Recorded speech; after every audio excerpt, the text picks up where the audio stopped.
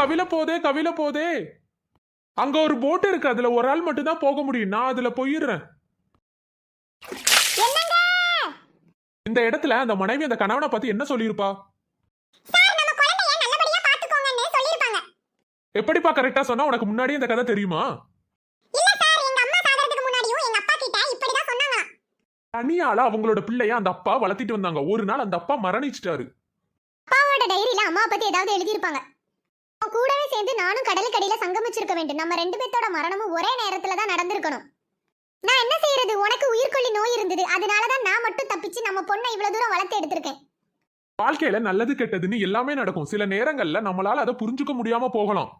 அதனால நம்ம ஆழமா யோசிக்காமலோ இல்ல சரியா புரிஞ்சுக்காமலோ யார் மேலையும் நம்ம தப்பா நினைக்க கூடாது.